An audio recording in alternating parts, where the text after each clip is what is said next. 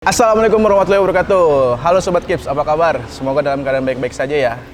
Hari ini sesuai dengan janji gua, konten gua tidak tentang penjaga gawang lagi nih. Hari ini gua akan berkolaborasi dengan pelatih kepala. Pelatih kepala yang sudah malang melintang di Liga Futsal Profesional. Siapa lagi kalau bukan Bang Wahyudin Kocoy. Bang, sehat Bang? Alhamdulillah. Alhamdulillah. Jadi di sesi ini gue mau banyak-banyak bertanya sama Bang Kocoy. Meskipun tadi di jalan udah banyak nanya, cuman untuk di depan kamera gue akan banyak bertanya sama teman-teman. Jadi kesibukan gimana Bang setelah lagi pandemi gini? Semenjak pandemi, saya cuma ngisi kursus futsal nasional aja. Oh, kursus lisensi pelatihan ya Bang? Ya, sama paling webinar aja yang ngisi futsal di webinar. Lagi rame di sana juga ya Bang ya? Oke gitu Bang, jadi untuk teman-teman yang belum tahu, Bang Kocoy ini adalah pelatih sebelumnya di pelatih Giga FC Kota Metro. Bersama saya juga sih sebenarnya. Tapi dia pas dari pertama kali ngelatih, saya masih sekolah. Sekarang udah bisa kerjasama sama Bang Kocoy, suatu kebanggaan buat saya. Bang, nih saya akan mau nanya-nanya sama Abang nih. Nggak apa-apa kan ya Bang? Ya, nggak apa-apa, santai. Pertama kali Abang memutuskan jadi pelatih itu gimana Bang? Maksudnya, kalau dulu kan saya karena cedera nih, akhirnya saya jadi ngelatih. Kalau Abang ada prosesnya nggak akhirnya jadi pelatih itu seperti apa Bang? Prosesnya sih panjang. Sebenarnya dulu awal main ya, saya cerita sedikit. Awal main masih mau main di sepak bola, di Liga 1 lah dulunya. Tapi karena kendala di kuliah, kemudian tahu futsal masuk, akhirnya saya jadi pemain futsal. Kemudian setelah lulus, karena cedera juga, saya cedera lutut, kemudian memutuskan untuk jadi pelatih dari tahun 2007. 2007? Ya. Itu langsung berkecimpung di Liga Profesional Bang? Enggak, 2007 saya masih main waktu itu di Liga Pro. Di Liga pertama, Liga Futsal Indonesia. Timnya Mas Trans ya? Masalah ya? Mas Trans itu. Mas Trans Futsal Club, Departemen Perhubungan. 2007 saya masih SMP, Pak. Bang Kocoy sudah melatih di futsal profesional. Tapi Bang, kenapa Abang lebih memilih futsal? Padahal Abang dulu pengen melatih sepak bola. Kenapa nggak milih melatih sepak bola gitu? Ya, semenjak saya jadi atlet futsal, sebelumnya kan di sepak bola. Saya di sepak bola waktu itu main di Persija U18. Kemudian kuliah, fokus di kuliah, ngambil jurusan kepelatihan. Tertarik di futsal karena pada saat main di futsal saya lebih banyak nyentuh bola gitu. Saya lebih puas di situ. Akhirnya saya mutusin untuk jadi pemain futsal, kemudian jadi pelatih futsal. Oh, kalau di sepak bola nggak dioper-oper kali Bang? Ya, jarang terima bola. Ya. Oke, terus selama Abang latih nih, momen-momen yang paling sangat berkesan Bang, dari 2007 Abang latih sampai sekarang tuh, ada satu hal momen nggak yang paling menurut Abang tuh paling berkesan? Kalau untuk momen banyak ya, Coach Adil. Salah satu aja momen paling banyak. Kalau yang paling berkesan sebenarnya ya banget. pada saat juara ya, terutama pada saat jadi pelatih kepala di tahun 2013, jadi juara Liga Pro. Waktu itu saya handle tim Electric PLN Cosmo. Oh, Electric PLN 2013 ya Bang? 2013. Berarti 2013 itu Abang pertama kali megang jadi pelatih kepala langsung juara? Ya, Alhamdulillah. Terus menurut Abang nih, dari Abang ngelatih dari 2007 sampai 2021 ini, kita belum tahu Bang Kocoy nanti mau pegang di mana. Jadi ada nggak sih Bang bedanya tipe-tipe pemain yang dulu Abang pegang dulu sama anak muda yang sekarang gitu? Yang paling signifikan kelihatannya tuh dari segi apa? Apakah dari skillnya sekarang lebih bagus kah atau apa gitu? Oke, kalau dilihat dari regenerasi berubah terus ya. Saya dari 2009 melatih sampai saat ini itu banyak perubahan, terutama perubahan pemain muda angkatan U20-nya Albagir CS. Yang Rio Pangestu itu generasinya berubah. Kemudian generasinya Coach Kensuke juga berubah. Jadi ada beberapa perubahan, terutama masalah kecepatan, kemudian cara main ya, konsep bermainnya lebih maju lah. Berarti dengan adanya pelatih asing ke Indonesia juga mempengaruhi dari segi taktikal individu pemain. Iya, efeknya besar, terutama untuk tactical individu dan tactical team ya. Itu terlihat sekali. Tapi kalau disuruh milih Bang, lebih suka pemain yang dulu atau yang sekarang? Nggak bisa memilih sih sebenarnya. Kalau saya pribadi nggak bisa memilih karena eranya itu selalu berubah. Jadi gimana caranya kita, kalau saya pribadi sebagai pelatih, bagaimana kita adaptasi di situasi yang ada untuk menghandle para pemain muda. Soalnya kalau yang saya tahu saya ngikutin futsal dari dulu, kalau dari 2007 sampai 2015 ya, kayak pemain timnas sampai yang juara timnya tuh pemainnya itu aja Bang. Yang saya perhatiin yang dulu. Yang dulu. Tapi kalau sekarang berubah. Semenjak namanya jadi Pro Futsal League 2016 sampai 2020 ini, juara tuh nggak bisa ditebak kalau menurut saya ya. Jadi kalau menurut saya apakah itu mempengaruhi dari taktikal individunya karena pelatih timnasnya kah, atau emang pemain itu sendiri yang akhirnya bisa mengikuti regenerasi seperti ini Bang? Ya, perubahannya sih banyak ya, bukan cuma cara main, tapi konsep dari sebuah kompetisi atau liganya sendiri itu berpengaruh besar. Ya, itu yang pertama. Kemudian yang kedua, cara mainnya juga berubah, dari tahun ke tahun itu berubah. Kemudian ada pemain asing juga, pelatih asing itu ngebuat situasi dan kondisi di liga kita berubah. Oke. Nah terus seandainya nih Bang, seandainya ada sebuah tim pengen Abang pegang handle nih sebuah tim itu. Nah kalau sebagai Abang nih sendiri, biasanya ketika ditanyain sama ownernya atau manajernya, Abang tuh lebih suka buat programnya dulu kah atau pemainnya dulu Abang bawa ke sini gitu? Sebenarnya kalau saya saya pribadi itu ngelihat komposisi timnya dulu. Jadi pemainnya sudah ada? Iya, dari pemainnya bagaimana, kemudian kekurangannya di mana, baru saya konsep tim ini cocoknya stylenya seperti apa.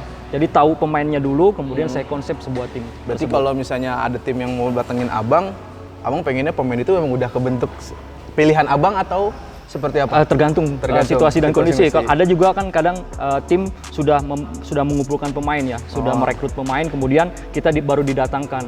Kadang-kala juga ada yang memang kita datang untuk menyeleksi pemain, kemudian atau merekrut pemain yang sesuai dengan yang kita inginkan. Tuh dengerin ya. Terus kalau yang kemarin saya juga sempat share di Instagram gitu. Kalau Abang tuh salah satu pelatih yang terkonseptual. Artinya saya juga pernah kerja sama Abang tuh selalu mengkonsep apapun yang akan terjadi di liga gitu. Nah, tanggapan Abang nih Bang, pernah nggak sih Abang bilang tuh, Bang Koco itu cuman pelatih set piece? Atau kayak gimana? Abang nanggepinnya biasanya gimana sih Bang? Kalau nanggepin masalah hal seperti itu sih biasa ya. Iya. Kayak sebuah hasil itu ya memang sebuah hasil gitu. Tapi bagaimana kita merencanakan itu termasuk konsep melatih itu termasuk seni melatih. Itu yang memang pelatih-pelatih akan punya sendiri dengan berjalannya waktu, dengan pengalaman yang ada, itu akan terbentuk sendiri dengan konseptual yang ada. Kalau dibilang Bang Koco mengadakan set piece nggak ada masalah, karena ada banyak perubahan lah. Ketika kita memang bisa mengadakan counter attack, asal berhasil itu nggak ada masalah, karena kita akan main berdasarkan kekuatan tim kita. Seperti itu. Jadi sebenarnya emang intinya semua tuh set piece itu termasuk dari bagian permainan ya Bang? Iya, betul. Bukan curang, bukan atau apa, tapi set piece itu bagian dari permainan. Terus dari Abang latih sampai dari Liga Pro 2009 ya Bang ya? Ya dari 2009 ya. Sampai sekarang, pemain yang paling cocok sama Abang tuh siapa? Terus kalau misalnya Abang ada kesempatan nih megang tim, kayaknya pengen gua ajak lagi deh nih gini pemain. Kalau secara pribadi nggak ada sih cocok-cocokan ya. Gimana caranya saya pribadi mengadaptasi pemain tersebut. Kadang ada yang memang ada yang cocok di saya, ada pemain yang nggak cocok di saya. Kadang ada pemain cocok di pelatih A, kemudian pas saya tertarik nih, kemudian ikut main di tim saya. Tapi nggak cocok dengan konsep saya, itu bisa terjadi juga dan pernah terjadi di saya. Gitu. Jadi nggak ada yang aman tuh kalau pemain-pemain sama Bang Koco. Nah, Bang Koco ini lagi hangat-hangat tadi baru semalam dapat info dari salah satu media sosial atau media portal berita lah. Kalau Abang itu akan melatih di luar negeri, di Malaysia. Nah, ini mau nanya langsung nih, valid bener atau enggak nih? Bener apa enggak nih? Kalau memang bener, saya mendoakan semoga sukses di sana. Jadi karena ada kebanggaan gitu, karena ada orang Indonesia, apalagi pelatih ya. Kalau pemain menurut saya biasa, kalau menurut saya bukannya artinya semua pemain, tapi kalau pelatih melatih di luar negeri itu menurut saya kesempatan yang jarang datang. Nah sekarang saya mau tanya, bener apa enggak nih Bang? Dibilang bener ya bener. Oh bener. Sudah ada pembicaraan dengan pemilik tim atau owner di sana. Ya, kemungkinan besar, kalau sekarang sih sampai sejauh ini baru 50% karena ada surat-surat yang memang harus diurus. Nah, ini kesempatan besar saya secara pribadi, kesempatan besar untuk punya kesempatan untuk melatih di tim luar. Itu menunjang karir saya juga sih. Ya ada kesempatan besar. Nah, hal itu orang pertama yang menyatakan kalau Abang Kocoy 50% akan ke sana. Sebelum tanda tangan belum bisa dipastikan ya Bang? Betul, masih bisa Tapi berubah. kalau sudah tanda tangan, pasti Bang Kocoy juga memberitahu ke teman-teman kalau dia akan melatihnya. Mudah-mudahan sukses Bang di sana Bang. Amin. Terus terakhir nih Bang, saran. Kalau saya sering melihat pelatih-pelatih sekarang kan banyak banget. Abang juga sering mengisi kursus di berbagai daerah. Ya.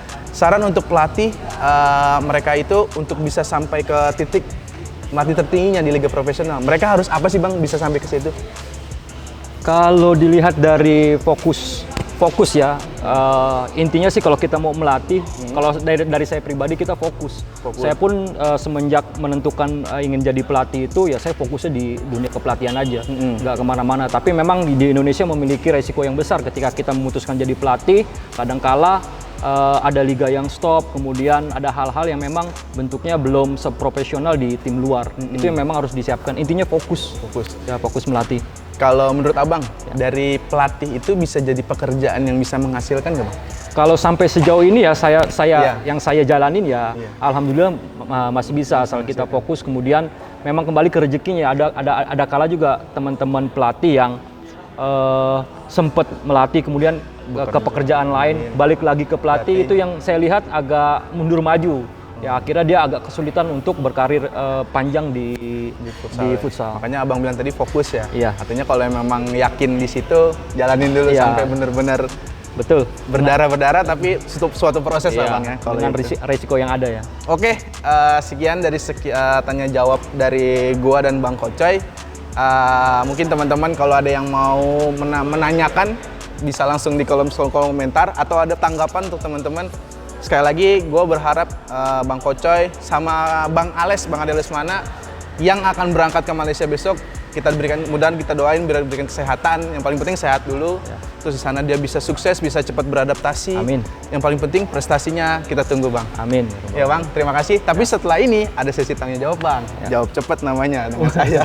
Jadi tunggu ya. Round 1. Fight!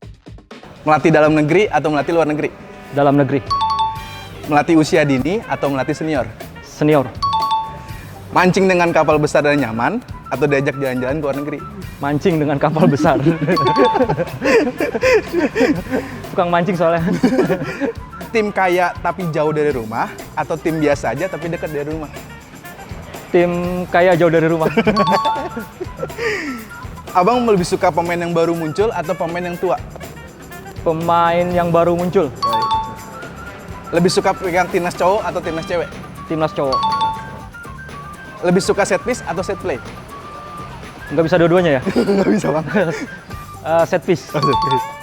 Pindang patin atau pecak ikan mas? Pindang patin. Oh, pindang patin. Kelamaan di Lampung ya, Bang? Iya. Punya kolam ikan atau punya lapangan futsal? Punya lapangan futsal, sampingnya kolam ikan. Terakhir, punya akademi atau jadi pengusaha? Jadi pengusaha supaya punya akademi. Oke Bang, terima kasih Bang. Oke, Sobat Kips, udah selesai bincang-bincang dan tanya jawab dengan Bang Kocoy. Tenang, tidak cuma tenang ini, tapi gue akan meminta bantuan Bang Kocoy untuk melatih sebuah akademi. Dan videonya akan gue bagikan di YouTube gue. Teman-teman yang belum subscribe, buruan subscribe, terus ketik like dan share ke teman-temannya. Siapa tahu ada teman-teman yang membutuhkan video-video ini. Terima kasih, Bang Kocoy, terima kasih. Semoga sukses terus, Bang. Amin. Semoga di pandemi ini kita selalu diberikan kesehatan semua keluarga. Terima kasih, salam adil.